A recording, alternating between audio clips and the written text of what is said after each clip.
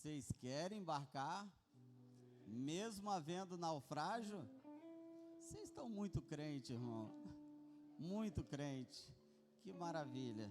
Quem quer embarcar, diga amém. Pela fé, né?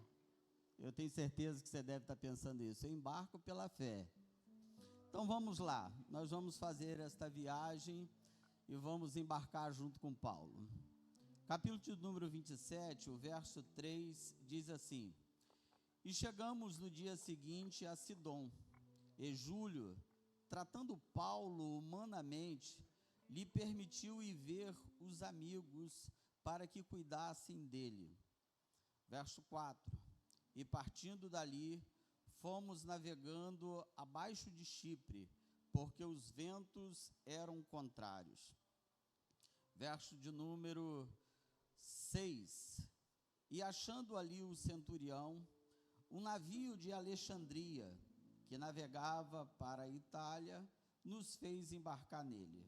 Verso 7, e como por muitos dias navegávamos vagarosamente, havendo chegado apenas defronte de Sinido, não nos permitindo o vento ir mais adiante, navegamos abaixo de Creta, junto de Salmone. Verso 9 e 10 diz assim, e 11.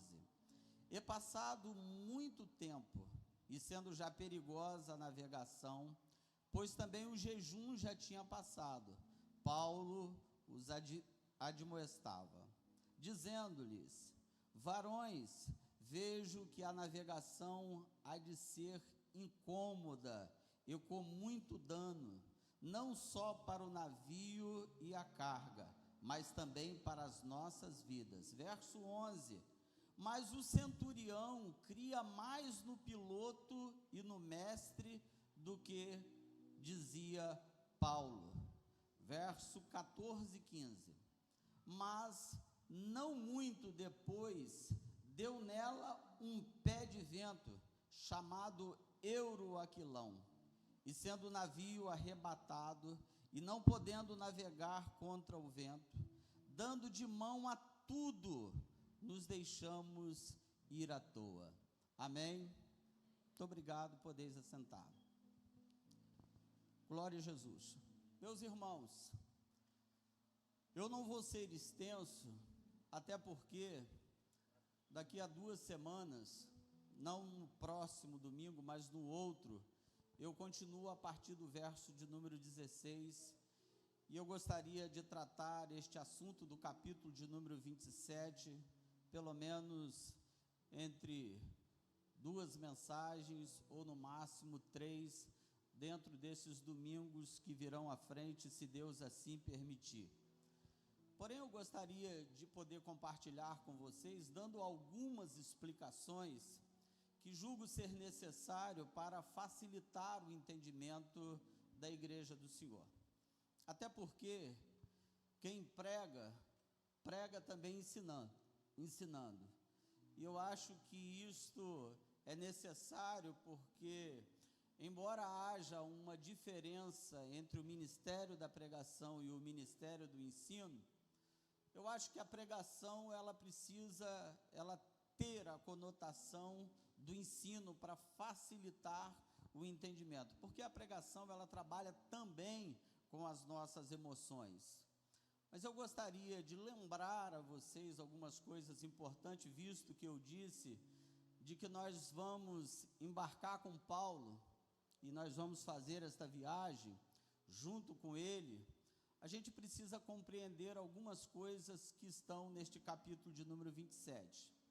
Porém, antes de tratar, desde o verso 1 até o verso de número 15, sobre este assunto que vamos trazer aqui nesta noite, eu gostaria de dar um tema para aquilo que eu vou falar. Eu normalmente não faço isso, porque entendo que dentro da perspectiva da pregação, quando eu abordo o assunto, automaticamente a igreja, ela compreende aquilo que nós estamos querendo transmitir. Mas nesta noite nada me impede de que eu diga para você o que eu quero falar ao longo desses domingos. E o que eu gostaria de tratar com vocês, baseado sobre o tema, são coisas que acontecem em uma viagem. Muitas coisas acontecem em uma viagem, não é isso? Muitas. Não é viagem de ônibus. Muitas coisas acontecem quando a gente entra para viajar. Neste caso, na embarcação.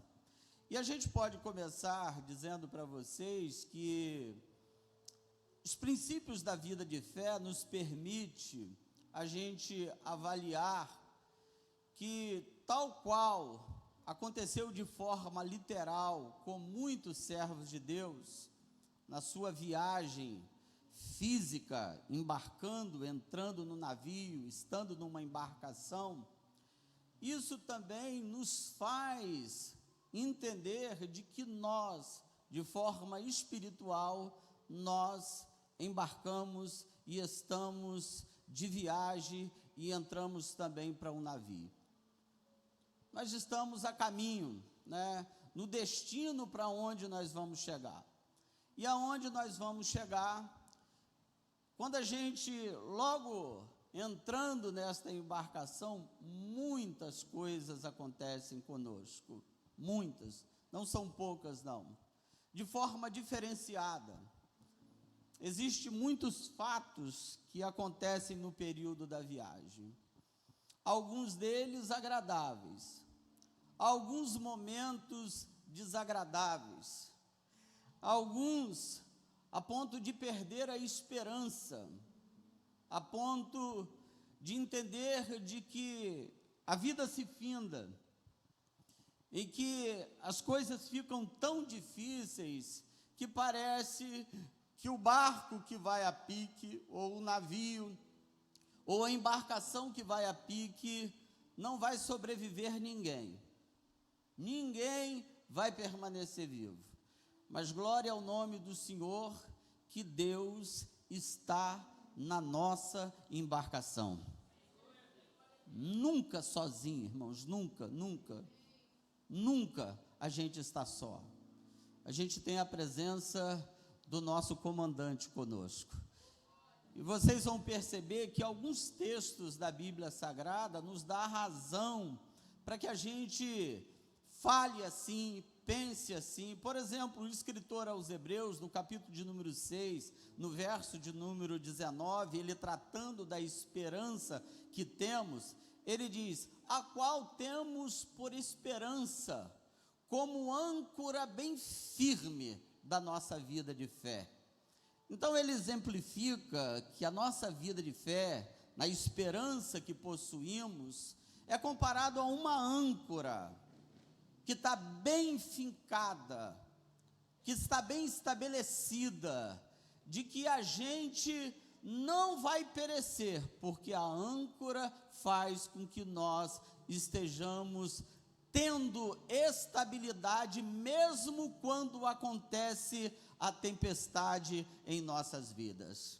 Então vamos caminhar com vocês nesta noite, e a gente volta daqui a 2 semanas, porque no próximo domingo eu não ministro, mas no outro ministro. Vai ficar aqui um mapa para vocês de vez em quando dar uma olhada aí, está aí no Data Show, apenas para vocês facilitarem. Este é o percurso que vocês vão ver ali em vermelho, da onde Paulo ele vai embarcar e para onde ele vai. Então a gente vai começar a explicar isto para vocês, para que a gente consiga entender todo o capítulo de número 27.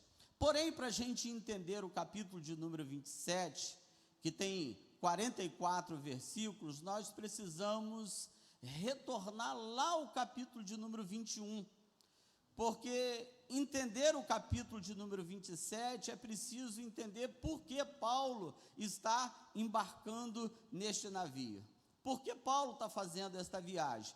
Então a gente vai entender que no capítulo de número 21, Paulo ele vai ser preso no templo em Jerusalém, anunciando a Jesus, pregando a ressurreição de Jesus, e os homens, eles lançam mão de Paulo, e eles vão prendê-lo, E aí vocês vão ver a prisão acontecendo no capítulo de número 21. No capítulo de número 22, Paulo vai dar um discurso, 22 de Atos dos Apóstolos. E diga-se de passagem que o discurso que ele dá no capítulo de número 22, ele fala em hebraico.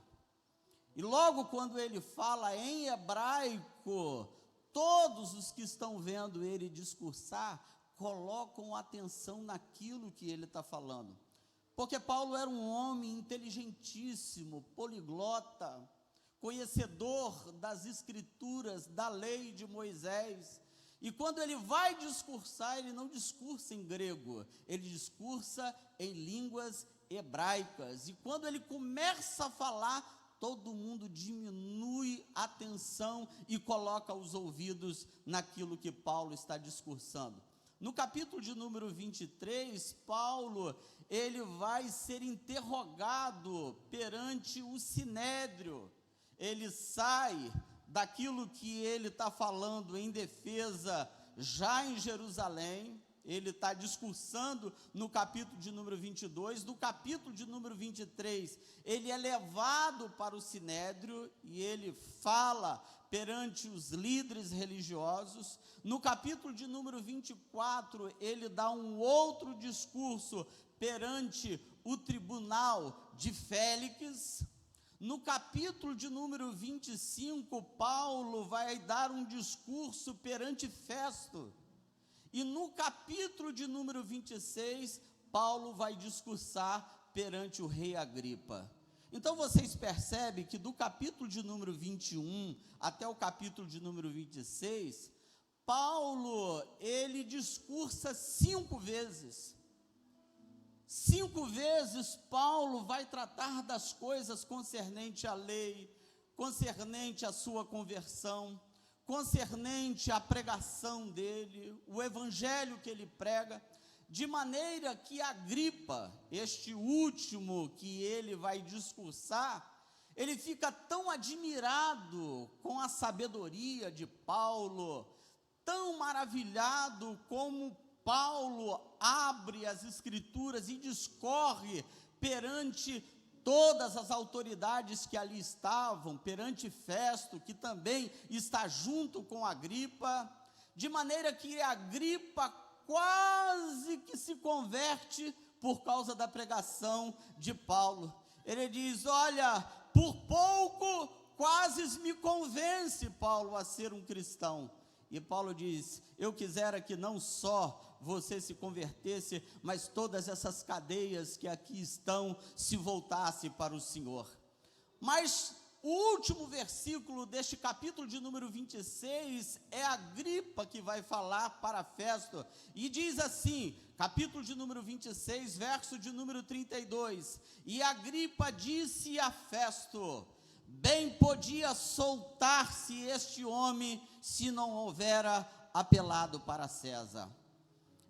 Paulo, em suas defesas, ele recorre perante a César em Roma, ele roga que seja ouvido por César. E aí Agripa queria soltar perante Festo, mas ele não podia soltar a Paulo, porque ele havia apelado para César. E é exatamente neste contexto que começa o capítulo de número 27, e o texto diz assim: e como se determinou que havíamos de navegar para a Itália, entregaram Paulo e alguns outros presos a um centurião por nome Júlio, da corte Augusta.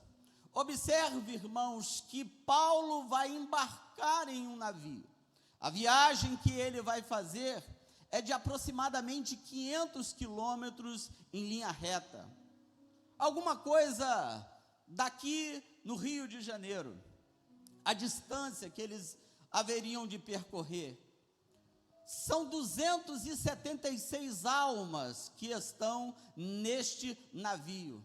Não é pouca gente, maior do que a quantidade que temos aqui nesta noite. Nós temos aqui aproximadamente, na minha pouca capacidade de compreender aí o quantitativo, mas acredito que umas 180 pessoas. Mas lá tinha 276 almas. Entre os que estavam presentes, o próprio Lucas, que é o escritor do livro de Atos dos Apóstolos. Porque a gente vai perceber que, embora o nome dele não apareça, mas o pronome nós se entende de que Lucas também fazia parte desta viagem, porque você percebe que neste verso primeiro ele diz, e como se determinou que havíamos, ele está se incluindo nesta viagem, e outros pronomes que vão aparecer nós dentro deste texto, indicando que Lucas, o médico amado, estava com Paulo. Outro irmão que também fazia parte desta viagem é Aristarco, um crente macedônio, companheiro de Paulo, cooperador, um exímio trabalhador da obra de Deus, que está com Paulo, acompanhando ele desde quando ele é preso, porque a gente vai ver o nome dele dentro do capítulo de número 21, quando Paulo é preso em Jerusalém.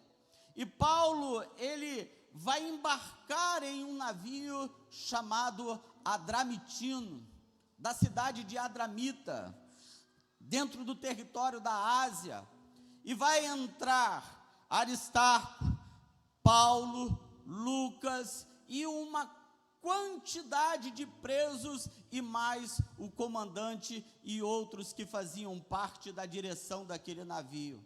Há também entre os teólogos que se discute que provavelmente, irmãos, haja outros que ali também fizeram parte desta viagem e que provavelmente isto ainda não é certo, de que outros irmãos em Cristo faziam parte desta viagem, mas existem alguns outros nomes que não convém a gente relatar aqui nesta noite. Mas o importante é que a gente comece olhando, porque esta viagem acontece algumas coisas, e eu quero destacar aqui 3 coisas, até o versículo de número 15, que aconteceram neste primeiro momento. Vocês vão ver que a primeira coisa que acontece logo nesta viagem é que quando ele entra em um navio adramitino, ele no outro dia, eles vão desembarcar deste navio adramitino e vão entrar em um navio de Alexandria. Vocês vão perceber que eles saem de um navio e entram para outro navio. A gente poderia dizer assim, por que não ficaram naquele mesmo navio? Talvez não tivesse acontecido o que aconteceu. Mas Deus, irmãos, que controla a história, Deus que governa tudo, Deus que sabe de tudo, sabe como nos conduzir para que a gente viva experiências diante dele. E ele entra neste navio de Alexandria, e é neste navio que vai acontecer o naufrágio. A partir do momento que ele embarca no primeiro navio, ele sai de Cesareia. De Cesareia, ele vai até Sidom no outro dia, e é em Sidom que ele vai embarcar no navio de Alexandria, e é neste navio que vai acontecer o naufrágio. E a gente vai perceber algumas coisas importantes para o nosso proveito espiritual. O primeiro fato que acontece é que a viagem que eles vão fazendo, de princípio, está tudo certinho. A viagem que eles iniciam, está tudo tranquilo, tudo calmo. A viagem parece ser perfeita, parece não haver problema, porque a viagem começa tranquila e termina com naufrágio e termina com tempestade. A gente não quer, em nossa vida, que a gente viva uma experiência dessa que Paulo viveu. Entrar em um navio que tenha um naufrágio, que tenha uma tempestade. Mas é isso que vai acontecer com Paulo. Então, como é que a gente percebe que a viagem começa tranquila? Vocês vão ver no verso de número 3, o texto diz assim: e chegamos no dia seguinte a Sidom, e Júlio, tratando Paulo humanamente, lhe permitiu ver os amigos para que cuidasse dele. Então, quando eles desembarcam em Sidom, saem de Cesareia e chegam em Sidom, o centurião está tratando Paulo com muita cordialidade. A viagem está perfeita. Poderíamos pensar, que viagem tranquila Paulo vai ter. Mas não é isto que vai acontecer. A viagem, de princípio, está tranquila. O centurião está permitindo ele ir ver os amigos, porque a prisão de Paulo até este momento era uma prisão que oferecia a liberdade para ele ver os amigos. Esses amigos vão cuidar de Paulo, provavelmente a saúde de Paulo já estava debilitada. Alguns textos da Bíblia a gente vai entender que essa saúde de Paulo realmente é bem provável que estava bem debilitada. Quando ele escreve à igreja da Galácia, ele diz: vede com quão grandes letras vos escrevi. Problemas, combates, lutas. Provavelmente as coisas que Paulo está vivendo está prejudicando a sua saúde. É um homem envolvido com Deus e com a sua obra. Mas no primeiro momento ele está percebendo que está tudo certo, que está tudo tranquilo, está tudo sob controle. É muito bom quando a gente está indo na nossa caminhada de fé e a gente vai percebendo que está tudo sob controle. A gente vai percebendo que a gente vai rompendo, a gente vai entrando mar adentro, a gente vai perceber de que as coisas estão favoráveis, até o vento é favorável, as coisas estão indo de vento em polpa, mas em um determinado momento, Deus permite, irmãos, de que esta embarcação seja abalada. Em um dado momento, a gente percebe que as coisas vão meio que fugir do nosso controle. E é muito difícil, irmãos, quando as coisas estão fugindo do nosso controle. Quando as coisas que estão indo bem e de repente há uma interrupção, e a gente vai perceber isso já no verso de número 4. O verso de número 4 deste capítulo de número 27, o texto diz: e partindo dali aonde? De Sidom, fomos navegando abaixo de Chipre, porque os ventos eram contrários. O que começou calmo, agora os ventos já estão sendo contrários. Todo mundo aqui sabe como é difícil a gente estar na posição contrária do vento. Quando o vento está impelindo a gente não ir. Quando o nosso barco, que a gente está querendo entrar para o oceano, e o vento está dizendo: não, você não vai, e o vento está batendo nesta embarcação, e a gente vai estremecendo, porque a gente chega a ouvir o barulho do vento passando em nossos ouvidos. E aí o texto vai dizer que eles estão atravessando o mar ao longo da Cilícia, da Panfilha, chegando a Mirra, na Lícia. Mas a partir do verso de número 6, vocês vão perceber que aquilo que parecia que o vento estava contrário, como essa embarcação tivesse algumas dificuldades, vai tornar ainda pior, porque muitas vezes na história da nossa vida, irmãos, a gente começa tudo tranquilo, tudo suave, e de repente a gente começa a perceber que as coisas estão fugindo do nosso controle. Me permita contar para vocês aqui, irmãos, que também se refere ao mar. Logo no início da minha vida de fé, em poucos meses que eu havia me convertido, Deus havia me dado um sonho. Eu frequentava muito praia, e eu sei do que eu estou falando. Naquela época, a gente ia para a Praia da Costa, não riam, por favor, tá? Mas ia para a praia para pegar onda, tá? Jovem, ia para arrebentação. Pastor não era surfista, não, por favor. Não tem cabelo cortado de surfista. Mas gostava de ir com os meus amigos, aquele Davi que teve aqui, meu companheiro, de ir para a praia. Enquanto que a mãe ficava em casa, não sabendo aonde a gente estava, e exatamente no lugar mais perigoso da Praia da Costa, chamado Rebentação, aonde que eram as maiores ondas grandes. Vamos para a praia pegar onda. E eu chegava lá, e aí, muitas ondas. Quanto caldo eu tomei, irmãos. Quantas vezes despenquei de cima de onda.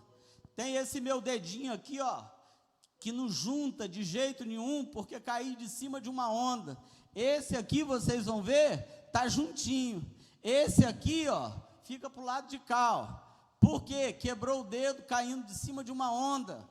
E aí, quantas vezes eu queria fugir da onda, e eu começava a querer sair do mar para ir para a areia. E quanto mais eu tentava sair, mais a onda me puxava para dentro, e era assim que muitas vezes a onda quebrava em cima de mim. E quando eu olhava para a onda, eu já estava vendo uma outra se formando atrás dela. E aí, eu me converto. Qual é o sonho que eu tenho? 3 meses de crente, eu tenho um sonho. E aí, o sonho que eu vi eu entrando no mar, e quando eu entrava no mar, eu via uma onda enorme vindo em minha direção. A primeira coisa, porque eu vivi isso lá no mundo, é dizer: corre para a areia, sai dessa onda, tenta fugir. E aí, com experiência também de mar, porque eu também não sou bobo, o que eu fazia? Eu não tenho como fugir. O que eu preciso fazer? Eu preciso mergulhar e passar por baixo dela, porque é assim que a gente escapa. Não tem que deixar ela quebrar em cima da gente. E aí, quando eu pensei em voltar no sonho, eu disse: não posso voltar, eu preciso encarar essa onda, e eu vou para cima dela. E aí, quando eu vi aquela onda de todo o tamanho vindo para cima de mim, eu mergulhava, e eu sentia por debaixo d'água a força daquela onda me puxando, tentando me colocar cada vez mais para baixo, e eu já estava quase sem fôlego, e eu consegui levantar da água, e eu disse: passei por esta onda. Quando eu disse passei por esta onda, eu vi uma sequência de ondas cada vez maiores, uma das outras maior do que a primeira. E aí eu disse: Senhor, eu não vou conseguir passar essas ondas. E aí, no sonho, continua mergulhando para que essas ondas não quebrem em cima de você. Então vocês percebem que as coisas concernentes ao mar é muito perigoso, e a gente precisa, na embarcação que a gente está, observe que a partir do verso de número 6, a história vai ficar ainda pior. O verso 7 diz assim: e como por muitos dias navegássemos vagarosamente, havendo chegado apenas defronte de Sinido, não nos permitindo o vento ir mais adiante, navegamos debaixo de Creta, junto de Salmone. Então vocês percebem que o vento não está deixando o navio ir, e já tem alguns dias. Este primeiro processo deste naufrágio vai durar 14 dias, e nesses 14 dias, o vento está batendo muito forte, o vento está impedindo Paulo de caminhar. Paulo está ficando junto com esses que ali estão, como Aristarco, Lucas e os presos que ali estão, ficando desesperados. E o texto vai dizer de que eles vão ficar desesperados. Mas observe que aquilo que parece tranquilo vai piorando. Porque há histórias da nossa vida, irmãos, que aquilo que parece tranquilo e que parece que vai ser resolvido logo à frente, parece que vai ficar logo em seguida depois pior do que está. Sabe aquela história? Isso aqui é um dito, tá, irmãos? Não sei se vocês vão se escandalizar. Aquela história que diz assim: parece que quanto mais eu rezo, mais assombração aparece. E aí, torna-se a história mais difícil, o vento está batendo neste navio. E aí, o que fazer nessa situação?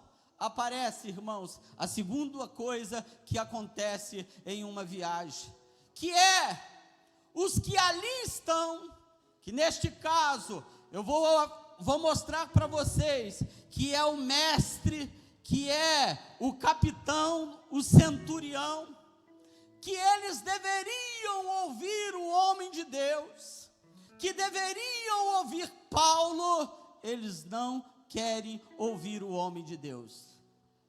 Quando deveriam colocar atenção para ouvir o homem de Deus, eles desprezam o conselho do homem de Deus, desprezam o conselho de Paulo. Verso de número 9 diz assim: e passado muito tempo, e sendo já perigosa a navegação, pois também o jejum já tinha passado, Paulo os admoestava, dizendo-lhes: varões, vejo que a navegação há de ser incômoda. Em outras traduções aqui, irmãos, incômodo, não é aquele incômodozinho de uma viagem que houve um pequeno problema. Incômodo aqui, irmãos, é um prejuízo, que haverá um dano irreparável. E Paulo está dizendo: olha, eu vejo que a navegação há de ser incômoda e com muito dano, não só para o navio e a carga, mas também para as nossas vidas. O prejuízo não é só na embarcação, o prejuízo também é para as pessoas. O prejuízo é para todos os que estão fazendo parte desta viagem. Mas o texto que segue, o versículo 11 diz assim: mas o centurião cria mais no piloto e no mestre do que naquilo que Paulo dizia. Irmãos, é muito ruim quando começa a embarcação ser chacoalhada pelas ondas e pela tempestade. Quando os problemas acontecem na nossa vida, ou na nossa congregação, e quando a gente percebe que o vento é contrário, e que vai haver prejuízo, que vai haver dano, que a gente precisa ouvir o conselho de um homem de Deus, mas aí foge aquilo que deveria ser ouvir o homem de Deus, e aí vão querer ouvir outros, e vai levar as coisas de forma natural, vai levar as coisas de forma humana, quando se precisa ouvir alguém que tem conhecimento de Deus, de que tem a palavra de Deus, de que tem as diretrizes de Deus, a pessoa vai procurar quem não deveria procurar, vai entrar para querer ser aconselhado por quem não pode dar conselho, por quem não tem capacidade. Quem não conhece Deus, pode conhecer da vida, pode ter experiência em alguma coisa, mas quando a gente trata no âmbito de fé, na embarcação que nós estamos, nesta viagem espiritual, a gente precisa ouvir homens de Deus e mulheres de Deus que conhecem a Deus, irmãos. Por quê? Porque a gente pode correr o risco de ir em sentido contrário, que a gente poderia evitar o prejuízo, que poderia evitar o dano. Vocês vão ver nas próximas semanas, Quando Paulo vai dizer: se vocês tivessem me ouvido, isso não teria acontecido. Mas agora que estamos nisso, a gente precisa rogar ao Senhor.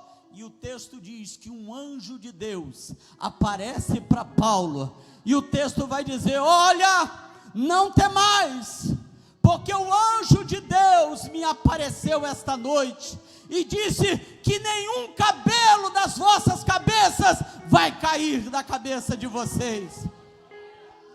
Por quê, irmãos?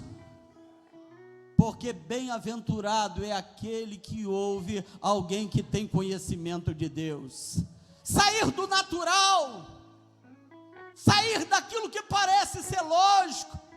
Ora, o centurião está querendo ouvir o mestre, o centurião está querendo ouvir o capitão, mas há determinadas coisas na nossa vida, irmãos, que deva fugir à lógica. Ouça quem tem conhecimento de Deus e que está perto de você. Ouça as diretrizes de um homem de Deus. Ouve as diretrizes da mulher de Deus que está perto de você. E cuidado você andar só por lógica. Cuidado você estar perto só achando que é ele ou ela que você deve ouvir. E aí você vai entrar em um naufrágio. Se você ouvir o homem de Deus, pode ter certeza que Deus pode te poupar de coisas que virão pela frente. Irmãos, eu creio em livramentos. Eu creio, irmãos, que quando a gente coloca os nossos ouvidos para ouvir os nossos pastores, para ouvir o conselho de Deus, há livramento para quem abre o coração para ouvir a instrução do Senhor. Agora, por favor, irmãos, porque senão a gente vai passar do horário. A gente vai percebendo que a viagem começa tranquila e termina numa tempestade. A gente percebe que dentro desta viagem, quem eles deveriam ouvir, eles não ouviram. Deveriam ouvir a Paulo, mas o centurião queria ouvir o mestre e o capitão do navio. Agora, o terceiro elemento que aparece das coisas que acontecem aqui é que a tempestade, irmãos, começa a acontecer, e vocês vão perceber que a tempestade faz os que ali estão naquele navio perder toda a esperança. A esperança vai se esvair deles. Vai vir uma tempestade tão grande, e o verso de número 14 mostra como era essa tempestade. O verso 14 diz: mas não muito depois, deu nela um pé de vento chamado Euroaquilão. Observe que a tempestade tem nome. Observe que a tempestade é chamada de Euroaquilão. Na linguagem marítima é conhecido como ventos gregal, vento forte, conhecido como vento leste. O vento gregal ou vento leste é de mais de 120 quilômetros por hora. Imagine esse vento batendo na embarcação, chacoalhando a embarcação, balançando a embarcação, de maneira que quando eles estão percebendo que o vento está batendo na embarcação, eles querem tomar algumas decisões. E olha, o texto vai dizer no verso de número 15, que o vento era tão forte, que ele já não tem mais domínio sobre o navio.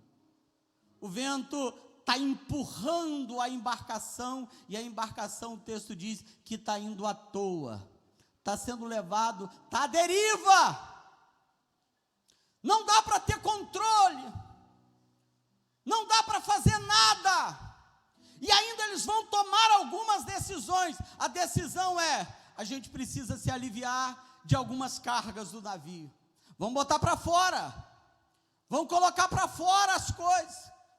Lá no verso de número 19, o texto vai dizer de que eles vão colocar com as próprias mãos, lançando no mar a armação do navio. O que é a armação do navio? Era onde estava o armamento, era onde guardava determinado armamento do navio. As coisas estavam ali e eles estão dizendo: tem que aliviar, tem que fazer alguma coisa, vão botar para fora as coisas, porque senão a gente vai perecer. A onda é muito brava, o mar está bravio, o vento é de mais de 120 quilômetros por hora. Irmão, tem coisa que a gente não consegue fazer nada. Tem hora que a gente percebe que a gente está à deriva também. Tem hora que a gente percebe que a situação é tão feia, que a situação está tão terrível, que a gente não vai conseguir escapar do mar bravio, do vento que está batendo contra a nossa vida. Mas tem uma coisa, irmãos: há homens de Deus, irmãos, que estão no navio. Existe circunstância que foge o nosso controle, mas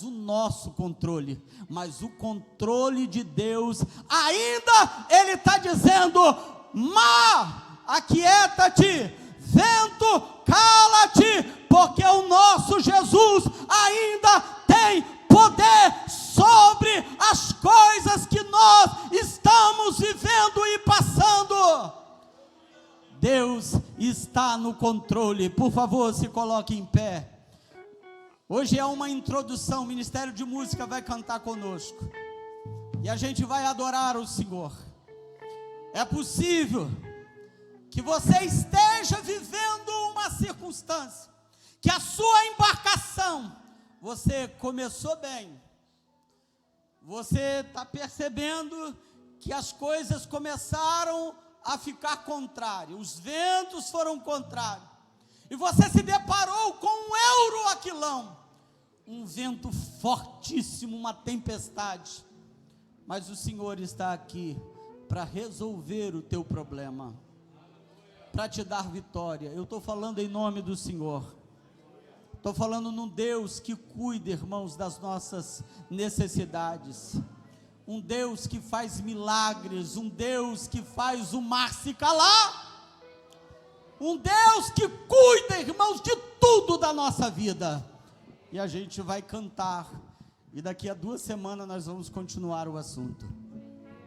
Cantemos ao Senhor e depois eu oro por vocês.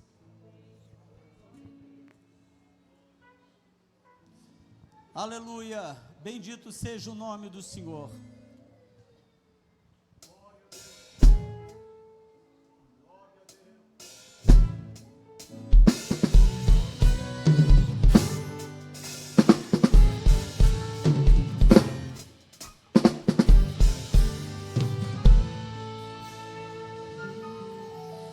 Mestre, o mar se revolta, as ondas nos dão pavor. É verdade.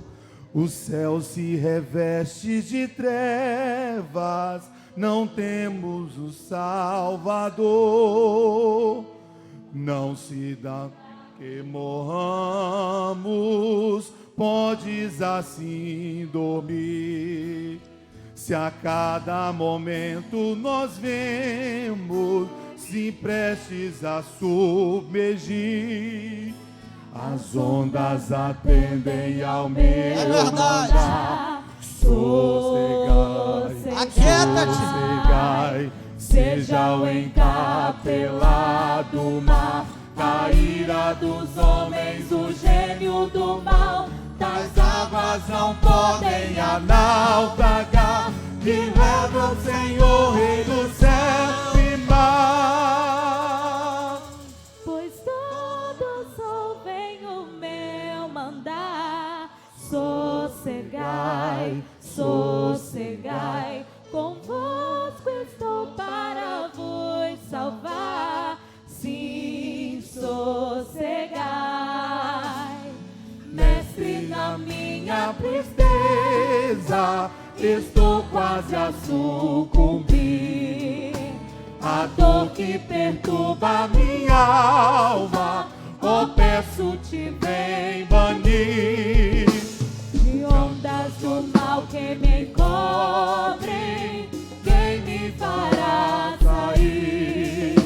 Pereço sem ti, oh meu mestre, vem sacudir.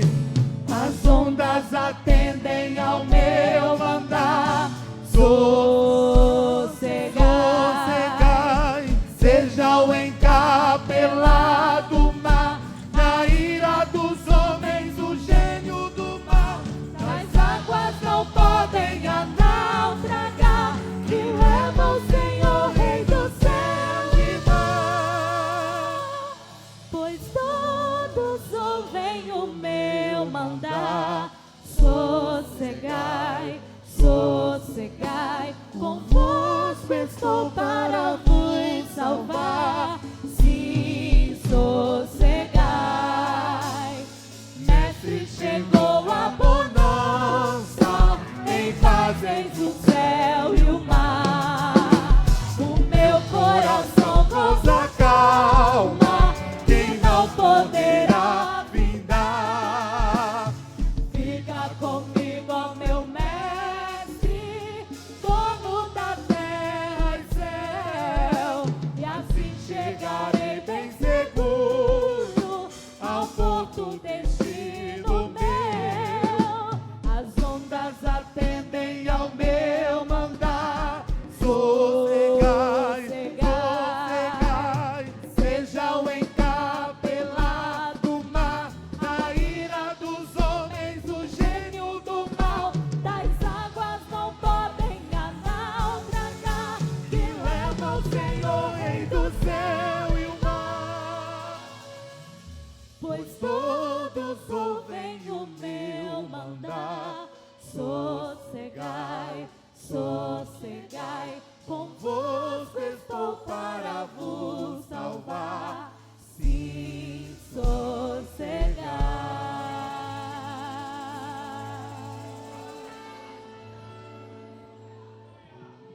Eles cantam bem baixinho e eu vou estar orando por você. Deixa sua mão assim, ó. E eles podem estar cantando bem baixinho. Esteja certo de que na embarcação que você está, pode ter tempestade, mas o mestre, ele está dizendo nesta noite: sossegai, sossegai, convosco estou. Você está recebendo o livramento de Deus, você está recebendo vitória de Deus. Se houver naufrágio, Deus irá te preservar em vida. Mas fique tranquilo, porque Deus está no controle. Ó Deus, o Senhor é tremendo. A gente descansa na sua palavra. A gente descansa no Senhor, ó Deus. Não é no barulho do vento, nem tampouco, Senhor, nas batidas do mar, Senhor, na nossa embarcação. O Senhor é glorioso nas suas obras. O Senhor é tremendo para poder, Senhor, segurar em nossas mãos. Mesmo percebendo, ó Deus, que podem não aparecer, ó Deus, as estrelas durante a noite. Pode ser que a tempestade, Senhor, fez os céus ficarem rubro, ficarem negro. Todavia, Senhor, para o justo, o Senhor coloca atenção nele. O Senhor concede vitória para aquele que te clama, para aquele que lhe invoca, para aquele que lhe busca, Senhor. Tu sabes aqueles que aqui estão, Senhor, que estão atravessando esse mar revolto. Tu sabes, ó Deus, que as ondas estão sacudindo este barco, que estão balançando este navio, ó Deus. Mas a palavra do Senhor, ó Deus, ecoa aos nossos ouvidos, para que nós sosseguemos, para que nós descansemos no Senhor, porque haverá vitória, porque haverá dias, ó Deus, em que nós enxergaremos, ó Deus, o sol da justiça, enxergaremos, ó Deus, o porto seguro, enxergaremos, ó Deus, o Senhor, ó Deus, dando vitória e ajudando, Senhor, cada um de nós na nossa fragilidade. Segura, Senhor, nas nossas mãos. Não deixa nosso barco ir a pique. Não deixa, Senhor, este navio ir a pique. Tu conhece cada um, Senhor.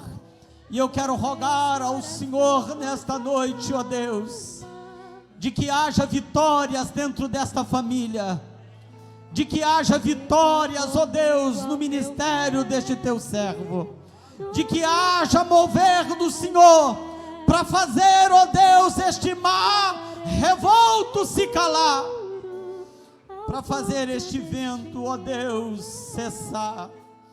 Ó Deus da glória, seja, ó Deus, a tua palavra ecoada aos ouvidos, ó Deus, de cada um. Sossegai, sossegai, sossegai. Ó Deus, cuida, ó Deus, de todas as nossas circunstâncias e se a tua mão sobre cada um, para a glória do nome de Jesus. Pois todos ouvem o meu mandar. Sossegai, sossegai, convosco estou para vos salvar. Sim, sossegai. Mestre, chegou a bonança, em paz eis o céu e o mar. O meu coração goza a alma, quem não poderá findar. Fica comigo, ó meu mestre, dono da terra e céu, e assim chegarei bem seguro ao porto destino meu. As ondas atendem ao meu mandar. Sossegai, sossegai, seja o encapelado mar, a ira dos homens, o gênio do mal, mas águas não podem a naufragar, que leva o Senhor. Pois todos ouvem o meu mandar. Sossegai, sossegai, convosco estou para vos salvar. Sim, sossegai.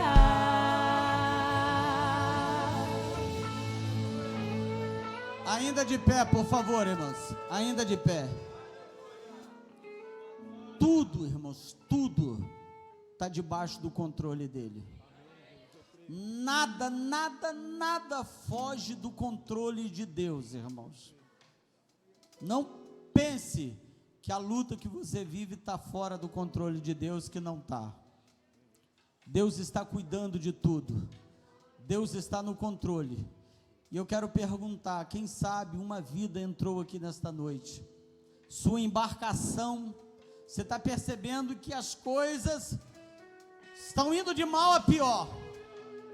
Até começou bem, mas o vento está contrário, chegou a tempestade, e Deus está dizendo para você, se você ficar nesta embarcação, se você não pular dela, a gente vai ver isso daqui a 2 semanas, se você não tentar se escapar com a sua própria força, você perece, mas Deus está te dando uma oportunidade para você se salvar, porque tudo está no controle dele.